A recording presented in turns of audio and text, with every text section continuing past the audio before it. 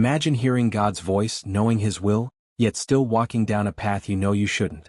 This is not the story of a false prophet, but a man who spoke directly to God, yet chose to walk in disobedience. What happens when a prophet of God turns away? Before we dive in, drop a comment and let us know where you're watching from. We'd love to hear from you. If this story resonates with you, like, subscribe and share it with someone who needs to hear this message. Balaam's name was feared across nations. He was a prophet whose words were not just heard but felt. Kings trembled when he spoke. His blessings could lead armies to victory, and his curses could bring kingdoms to their knees. He wasn't just another prophet, he was a man with real power. The kind of power that made nations seek him out, not with threats but with gifts. Balaam had earned a reputation. When he spoke, things happened. And because of this, his name was known far beyond the borders of his own people. But like all those who hold power, Balaam's desires began to change. The respect, the influence, it wasn't enough anymore. Balaam began to feel something stirring inside him. It wasn't just the gift of prophecy, it was the temptation that came with it. As kings sent envoys to summon him, Balaam could feel the allure of ambition, recognition, and power. What would it be like to have everything at his fingertips? The gifts, the prestige, the acknowledgement that came with being the prophet who could speak life or death into a nation. What would it be like to use his gift for more than just obedience? And that's when the messengers from King Balak of Moab arrived. The offer was simple: curse Israel, and in return Balaam would receive riches, honor, and the favor of the king. It wasn't just an invitation, it was an opportunity. The temptation to compromise just a little for personal gain began to pull at him. Balaam had heard God's voice clearly in the past, but now, this new offer made him question what he really wanted. Was God's will enough? Or was it time to expand his influence even further? Balaam didn't immediately turn down the offer. Instead, he told the messengers to wait the night and promised to seek God's guidance. The hesitation wasn't about doubt in God's voice. It wasn't about questioning whether or not God would give the right answer. No, Balaam knew what God had already told him: "You shall not go with them. You shall not curse the people of Israel, for they are blessed." God had made it clear. But Balaam still left the door open for a different answer. That is the first crack. When God speaks clearly, but we still leave room for our desires, the path of obedience begins to feel less like a choice and more like an obligation. And so, the messengers returned, this time with an even greater offer. More honor. More rewards. More recognition. Balak had increased his promise, thinking that Balaam might be swayed by the bigger offer. Balaam should have dismissed them outright, but instead he asked for another night to seek God's will again. That night, Balaam prayed. But this time, it wasn't the simple, humble prayer of seeking God's will. No, this time, his heart had already begun to make up its mind. He didn't want just God's will. He wanted what he could gain from the situation. God's response was different this time. "If the men have come to call you, rise and go with them, but only do what I tell you." God didn't change his perfect will. He permitted Balaam to go, but the direction of Balaam's heart was already set. And that's what's so dangerous about this moment. God allows us to walk the path we want, even when it's not the best one for us. He doesn't stop us. Instead, he lets us walk, hoping that we'll recognize the spiritual resistance before it's too late. But here's the question: what happens when God says no, and Balaam doesn't listen? How does someone so connected to God, so powerful, end up in a position where the Creator stands against him? It's not a sudden break or a loud rebellion. It's a slow drift. A drift that starts with hesitation, a crack in the door that allows temptation to creep in. A divided heart still prays. A divided heart still speaks God's words. But a divided heart doesn't walk in the same direction as God. And sometimes, the most dangerous person is not the one who rejects God outright, but the one who still talks to him but no longer follows him. This is the beginning of Balaam's story, not a fall into sin, but a gradual compromise, a small decision that leads to a much larger one. The danger wasn't just in Balaam's disobedience. It was in the internal division that began when he started to listen more to his own desires than to God's clear command. And as we'll see, this is where the real rebellion begins. The messengers from King Balak arrived with a message that Balaam could not ignore. They came bearing gifts, gold, silver, and promises of honor and power. Balak, the king of Moab, had heard of Balaam's reputation. He knew that if Balaam spoke, things would change. If Balaam cursed the Israelites, their advance could be halted. And so, he sent his messengers not with threats, but with temptations, riches, recognition, and prestige in exchange for Balaam's curse. But Balaam, despite the lure of wealth and power, knew he had to consult God. His conscience stirred within him, reminding him of the clear command he had already received. He didn't immediately give in to the offer. Instead, Balaam told the messengers to stay the night, and he promised to seek God's guidance once again. It seemed like the right thing to do. After all, Balaam was a prophet. He had spoken to God before, and God had always been clear with him. Surely this time God would give him the same answer, right? Balaam's heart, however, had already begun to shift. The messengers left and Balaam prayed, seeking God's will once more. But his prayer wasn't one of humble submission, it was a prayer filled with doubt and desire. God had already spoken to him, "Do not go with them. Do not curse what I have blessed." The answer was clear, but Balaam couldn't shake the allure of what lay before him. What would it hurt to ask God again? Maybe God would change his mind. Maybe there was a way to still have the rewards the king offered, while maintaining his position as a prophet of God. God, in his mercy, did not change his answer. The voice that spoke to Balaam was direct. "You shall not go with them. You shall not curse the people of Israel, for they are blessed." There was no ambiguity, no room for negotiation. God's will was clear. Yet, something inside Balaam began to stir, a growing temptation that whispered that perhaps God's answer could be reconsidered just this once. Balaam said no to the messengers, but something crucial happened in that moment. He didn't close the door. He didn't send them away with finality. Instead, he told them to stay the night. He didn't immediately refuse them. He left room for doubt to creep in.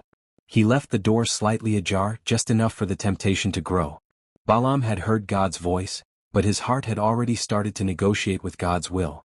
This is where the internal conflict begins to take root. Balaam didn't immediately reject the offer. He didn't say, "No, I will not go. I will not curse God's people." Instead, he left room for doubt to creep in, for the desire to be honored, to be recognized, to gain power, to take root in his heart. His heart was divided, but he couldn't see it yet. He was still speaking the right words, still acting outwardly as though he was following God's commands, but inwardly, the drift had already begun. The most dangerous part of this story isn't Balaam's outright rebellion. It's the subtle drift, the quiet hesitation that opens the door to temptation. Balaam wasn't rejecting God. He was just delaying obedience. He wasn't saying, "I will disobey you," but he was saying, "Maybe there's a way to have both, God's will and my desires." And that's where the danger lies. It wasn't a loud, obvious rejection of God. It was a quiet compromise, a small decision that seemed harmless at the time. But it was this very hesitation that allowed the temptation to grow. Ambition began to cloud Balaam's judgment, and the desire for recognition began to outweigh his commitment to God.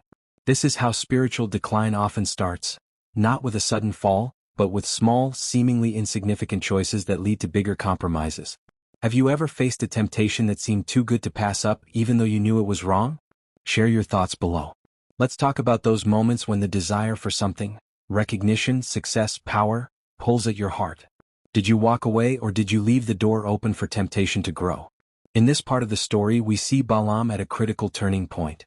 He has heard God's voice and yet he hesitates. The tension is palpable.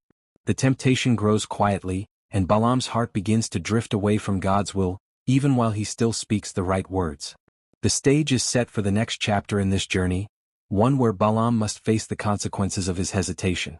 The question now is, will he continue to follow God, or will his desires take him down a path that leads to spiritual blindness?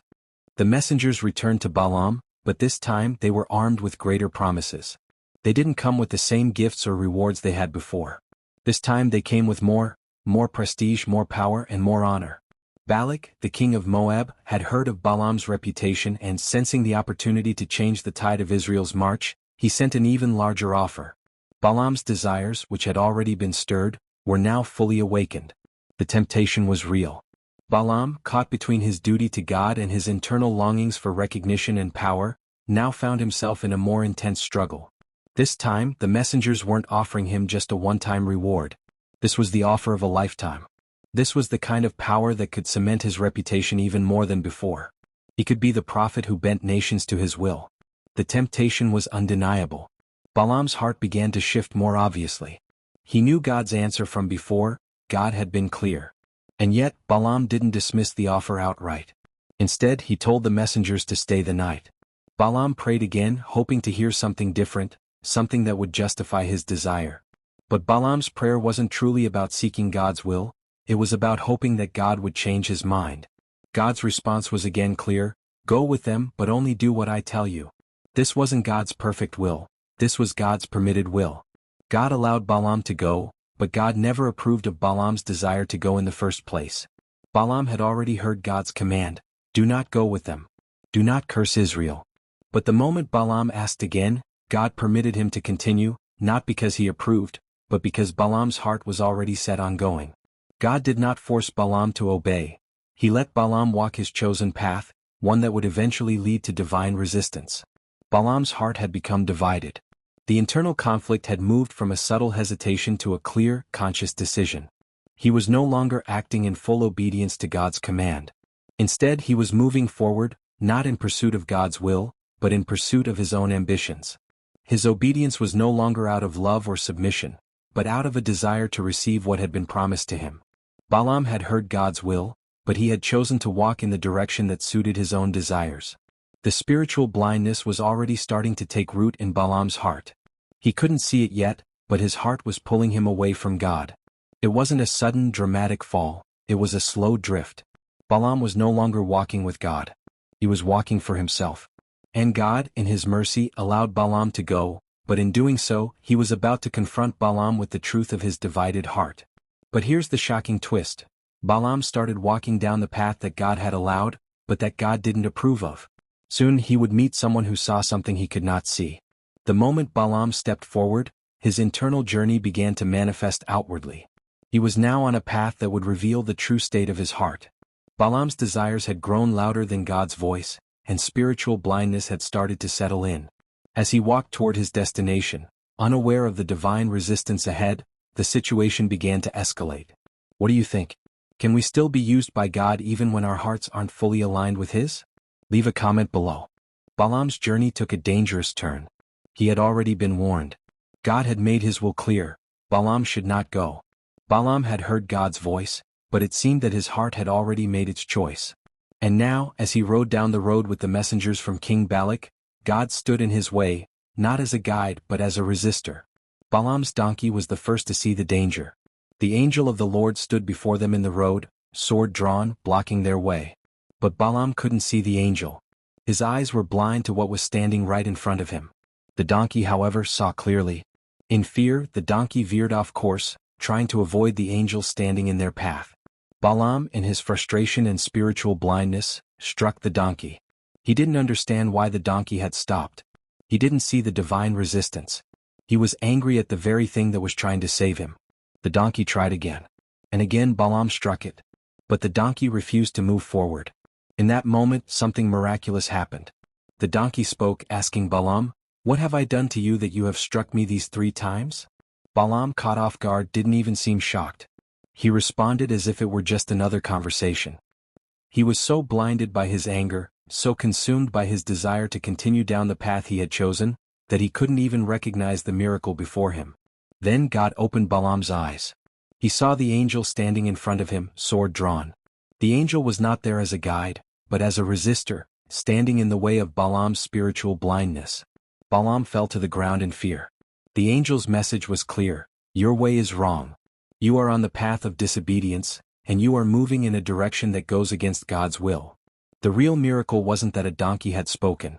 It was that Balaam, a prophet of God, could not see what was standing in his way. Balaam still spoke God's words. He was still doing the work of God, but his heart had drifted far from Him. Balaam's spiritual blindness wasn't caused by sin, it was caused by a divided heart. He was still using God's name, still speaking His words, still moving forward with the appearance of obedience. But the reality was that Balaam had become spiritually blind. He had been compromising slowly, and that compromise had led him to this moment. Here, God revealed the tragic reality: a man could still carry out God's work, even speak His words, and yet be spiritually lost. Balaam was still a prophet, still gifted, still respected, but his heart had already turned in a different direction. God was no longer guiding him. He was standing against him, trying to stop him from heading down a path that would ultimately lead to destruction. This wasn't just about Balaam's disobedience. This was about the danger of a divided heart, a heart that still spoke for God but was no longer fully surrendered to His will. Balaam wasn't suddenly evil. He wasn't overtly rebellious. He didn't wake up one day and decide to reject God. But the slow drift, the quiet compromises, the hesitations, that's what led him here. And that's where the real danger lies. Spiritual blindness doesn't happen overnight. It's a gradual process. It happens when we allow our desires, our ambitions, and our temptations to take root, while still speaking the right words and doing the right things. But inside, we are moving further away from the heart of God. Balaam's journey didn't end with a dramatic fall. It didn't end with a moment of public rejection of God. It ended with a slow drift, a gradual compromise that led to a tragic realization. Balaam's mouth still spoke God's name, but his heart was already chasing something else. He was still walking, but he was no longer walking with God. And this is where the danger lies. Balaam's story is not about a prophet who lost his gift. It's about a prophet who lost his heart. He still had the gift, still had the reputation, still spoke the words, but inside something had changed. He had become spiritually blind to the very resistance God had placed in his path. The donkey had seen it. The angel had stood in his way. But Balaam in his blindness couldn't see it. This is the most dangerous place a soul can be, when you are still walking, still praying, still serving, but your heart is no longer fully aligned with God. And you don't even realize it. Spiritual decline doesn't announce itself. It's a slow fade, a drift that's easy to overlook, easy to ignore. But once you start down that path, it becomes harder and harder to turn around. The longer you ignore the warnings, the harder it becomes to hear God's voice. And that's when you find yourself walking away from God without even realizing it. Does Balaam's story speak to your heart today? Let us know if you've ever felt spiritually torn between God's will and your desires. Subscribe for more stories like this.